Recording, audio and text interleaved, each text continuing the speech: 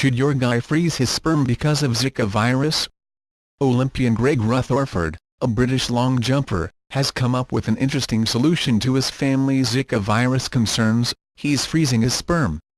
Zika virus has dominated headlines for months thanks to its link to microcephaly, a condition in which babies are born with unusually small heads. Scientists once thought Zika was only transmitted by mosquitoes, but they've since discovered that it can be transmitted by sex and live in sperm for months. Greg's partner, Susie Verriel, writes about their decision and why she and their young son won't be going to Rio to cheer Greg on in Standard Issue magazine. Zika news has caused no end of concern, if we're totally honest, she says.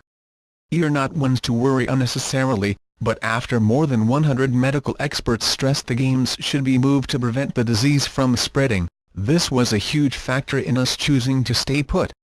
She continues, Eve also made the decision to have Greg's sperm frozen. We'd love to have more children, and with research in its infancy, I wouldn't want to put myself in a situation which could have been prevented. Susie makes a good point. Some experts say Zika concerns should prevent the Olympics from being held in Rio.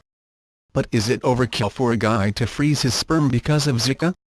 It's probably not for everyone, says board-certified infectious disease specialist Amesh Adalja, MD, an assistant professor at the University of Pittsburgh Medical Center.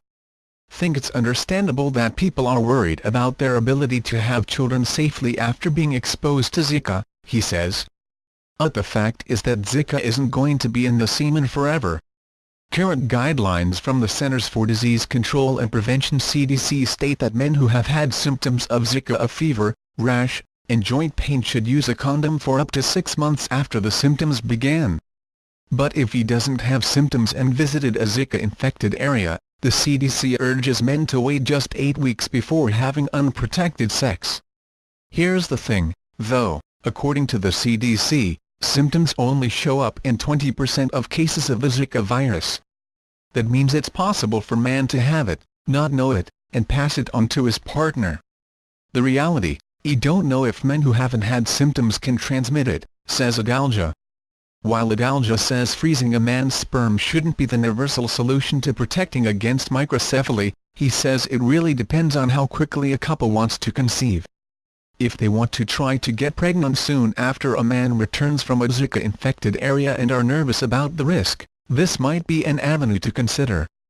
If they can wait, it's probably best to save the hassle.